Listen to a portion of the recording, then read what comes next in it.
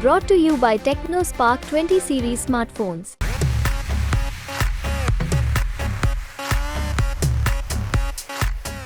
નમસ્કાર, ગુજરાત તકના સ્પેશિયલ 26માં આપનું સ્વાગત છે. મારું નામ છે કશ્યપ.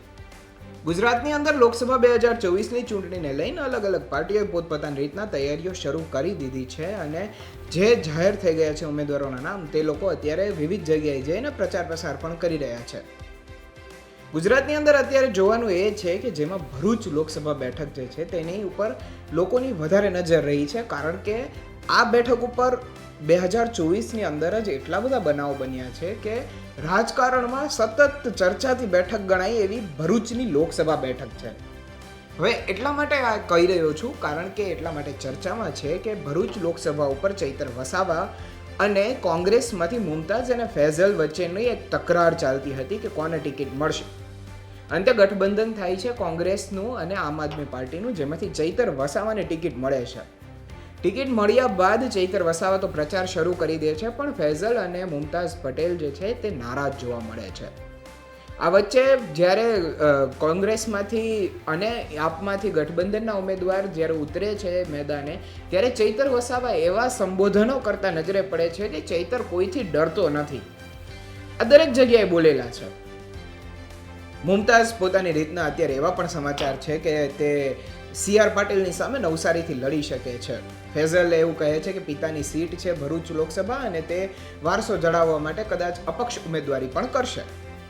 હવે આ બધાની વચ્ચે એક કોંગ્રેસની અને આમ આદમી પાર્ટીની એક બેઠક પણ યોજાઈ છે કે જેની અંદર આપ અને કોંગ્રેસના અલગ અલગ કાર્યકર્તાઓ, હોદ્દેદારો એકબીજાને મળી શકે અને કેવી રીતના રણનીતિથી આગળ વધવું તેને લઈ અને ચર્ચાઓ કરી શકે તે માટે એક બેઠકનું પણ આયોજન કરવામાં આવ્યું હતું. આ વચ્ચે ભાજપની અંદર મનસુખ વસાવાને ટિકિટ મળી છે. 7મી વખત મનસુખ વસાવા લોકસભા લડવા જઈ રહ્યા છે ત્યારે એક કાર્યક્રમ જે ભરૂચની અંદર યોજાય છે ત્યારે CR પાટીલ ચૈતર વસાવાને લઈને અમુક નિવેદનો, અમુક કટાક્ષ અને પ્રહારો પણ કરતા નજરે પડે છે. શું કહ્યું CR પાટીલે, તમે પણ સાંભળો. દરેક સીટ 5 લાખથી વધુ મતે જીતવાની છે, પણ મિત્રો મારી તમારી ભરૂચ અને અમારા છોટા ઉદેપુર સીટ ઉપર વિશેષ અપેક્ષા છે. અહીંયા કેટલાક લોકો બહુ કૂદકા મારે છે કે નહીં, એને જરા શાંત પાડવાના છે. એટલા માટે ભરૂચની સીટ અને છોટા ઉદેપુરની સીટ પર 5 લાખને બદલે 6 લાખનો ટાર્ગેટ રાખવાનો.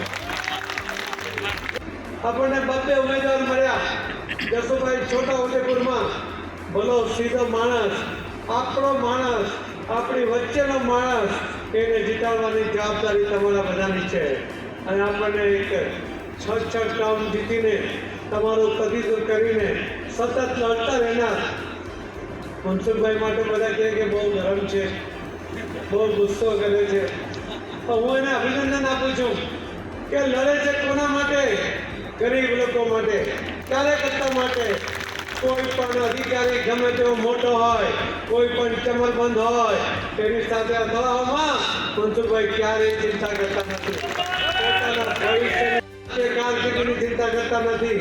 મારા કાર્યકર્તાને અન્યાય નહીં થવું જોઈએ, મારા વિસ્તારના લોકોને અન્યાય નહીં થવું જોઈએ, એવા એકમાત્ર ઉદ્દેશ સાથે એ તાકાતથી કામ કરે છે. એવા મનસુખભાઈને જીતાડવાનો જસ તમને મળવાનો છે.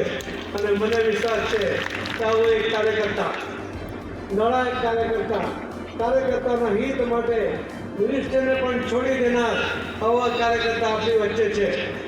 ખેર, CR પાટીલના આ નિવેદન પરથી તો એવું લાગે છે કે રાજકારણમાં ચૂંટણીનો જે દોર છે તે શરૂ થઈ ગયો છે અને એમાં પણ ચૂંટણીમાં પ્રત્યારોપ ને આરોપ અને એકબીજાના પક્ષ વિપક્ષમાં ખેંચતાણ તો ચાલતી જ રહેવાની છે. ખેર, CR પાટીલનું અત્યારે આ નિવેદન છે તે ખૂબ ચર્ચાઈ રહ્યું છે. જો તમે YouTube પર અમને આ વિડીયો થકી ફોલો નથી કર્યું, સબસ્ક્રાઇબ નથી કર્યું તો કરી લેજો. Facebook, Insta પર ફોલો કરી લેજો, જેથી કરીને લોકસભાના તમામ અપડેટ્સ તમને મળતા રહે. ત્યાં સુધી મને આપશો રજા. નમસ્કાર.